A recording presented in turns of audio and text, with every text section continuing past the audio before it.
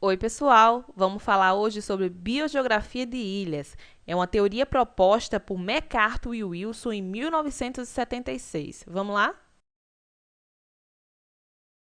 Inicialmente, você pode se questionar: o que é que determina o número de espécies em um ambiente? Por que alguns ambientes possuem mais espécies e outros ambientes nem possuem tantas espécies assim?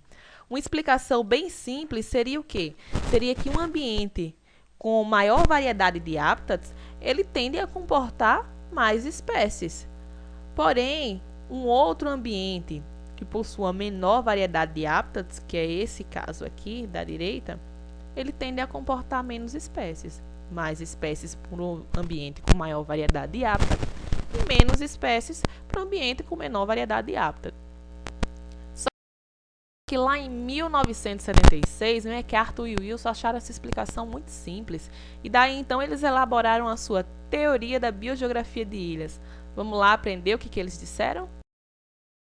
Eles propuseram que existe um balanço dinâmico entre as taxas de imigração, representada pelo I aqui, e as taxas de extinção, representadas pelo E. Quando a taxa de imigração ela tende a pesar mais do que a taxa de extinção, ela tende a ter um valor maior, a riqueza ela vai ser muito alta na ilha. Por outro lado, quando a taxa de extinção supera a taxa de imigração, pesa mais, as espécies tendem a desaparecer e, portanto, a riqueza diminui nesse ambiente. Em gráfico, vamos tentar observar isso no gráfico. No início, a imigração ela é muito alta. Por que ela é muito alta no início? Porque ela não tem nada na ilha, tudo que chega é novo. E ela vai decaindo conforme vão chegando espécies repetidas na ilha. Aqui no final, ó, a taxa de imigração vai ser zero. Por que a taxa de imigração vai ser zero? Porque todas as espécies da fonte, que fonte é essa? Pode ser o continente, podem ser ilhas mais próximas, todas as espécies da fonte ou das fontes já vão estar lá representadas na ilha. A taxa de extinção, por sua vez, é o contrário. Ela aumenta conforme aumenta o número de espécies na ilha. Pelo princípio de quê? Pelo princípio de exclusão competitiva.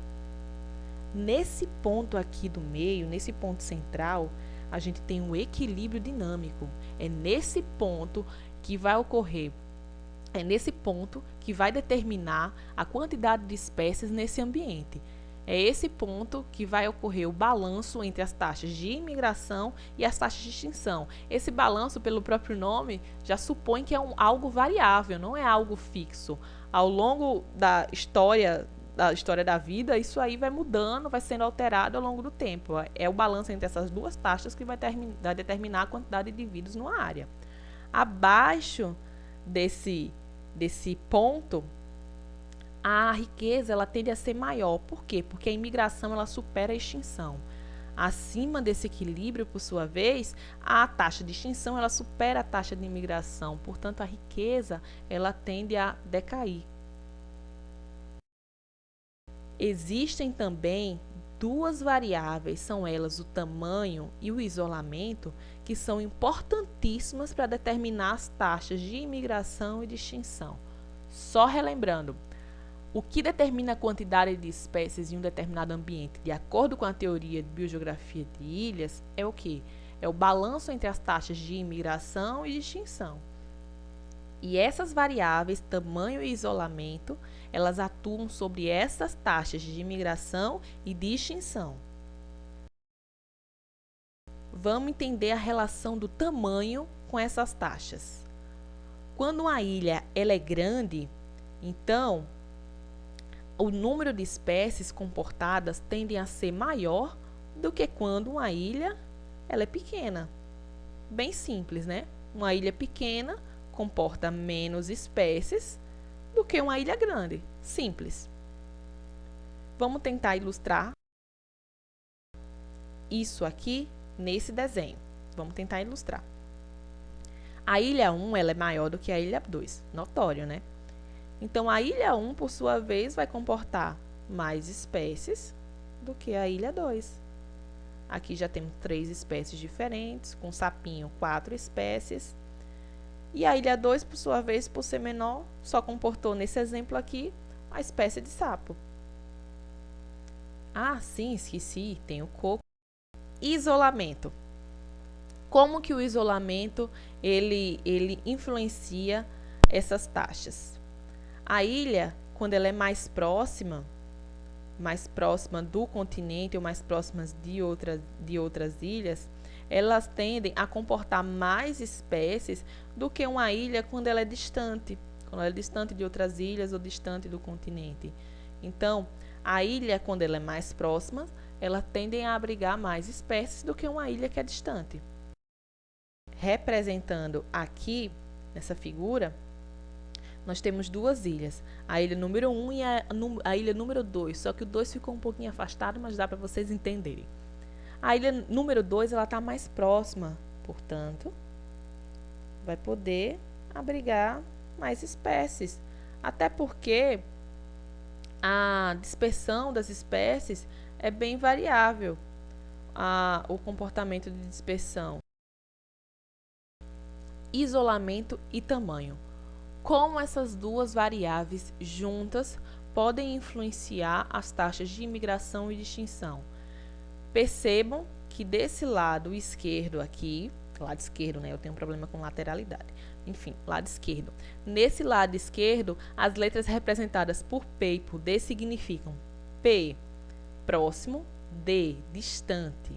Próximo de quê? Próximo da fonte. Distante de quê? Distante da fonte de espécies. Aqui no tamanho, P representa pequeno e G representa grande. Só é vocês perceberem. Aqui desse lado está referindo a tamanho e desse lado aqui se refere a isolamento, beleza? Então, quando uma ilha ela é pequena e, aliás, ela é próxima, próxima, P de próxima. Quando ela é próxima e ela é grande, ela tende a comportar mais espécies do que uma ilha que ela é pequena e próxima da fonte. Já aqui, quando a ilha ela é distante, mas ela é grande, ela comporta ainda mais espécies do que uma ilha que é pequena e próxima. E aqui, nesse outro ponto, nós temos o encontro das curvas que representam a imigração de uma ilha que ela é distante, mas também é pequena. Uma ilha distante e pequena, ela vai comportar menos espécies do que todas essas outras categorias de ilha que nós descrevemos aqui. Aqui é simples, se vocês quiserem ver depois, olhar com mais cuidado esse gráfico, o P representa pequena, repetindo, G representa grande, o P de isolamento representa próxima e o D representa distante. Então, aqui é o equilíbrio entre uma ilha próxima e grande. Aqui é o equilíbrio entre uma ilha distante e grande, o equilíbrio entre uma ilha pequena e próxima e o equilíbrio entre uma ilha distante e pequena. Simples, né? Aqui do lado, essa figurinha aqui, ó, que eu copiei branca, é um recorte lá do livro de MacArthur e Wilson, a figura original pela qual eu adaptei essa figura aqui para vocês.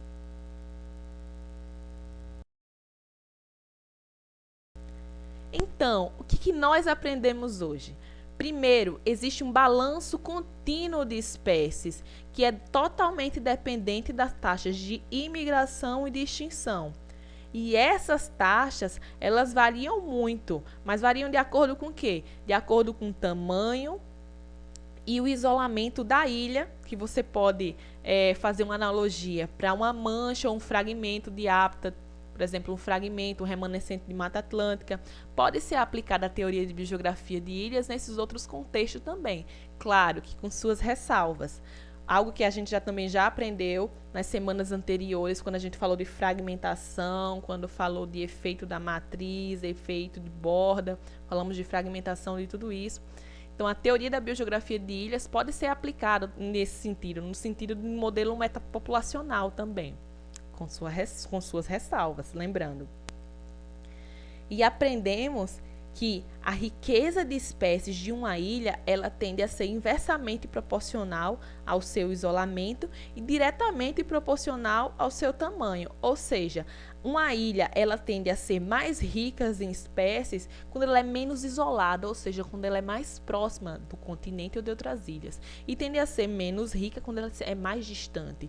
Já por que ela é diretamente proporcional ao tamanho? Porque quanto maior a ilha, mais espécies ela pode comportar. Quanto menor a ilha, menos espécies elas podem comportar. Então, vocês entenderam? Foi uma explicação bem simples, eu passei, eu acho que até rápido demais. Depois vocês pegam o material, vão dar uma olhada mesmo nos fundamentos da teoria, e é muito interessante. Quem tiver mais alguma dúvida, só é me procurar, que a gente tenta solucionar da melhor maneira possível, tudo bem? Então, um beijo para todo mundo, até o próximo vídeo. Tchau!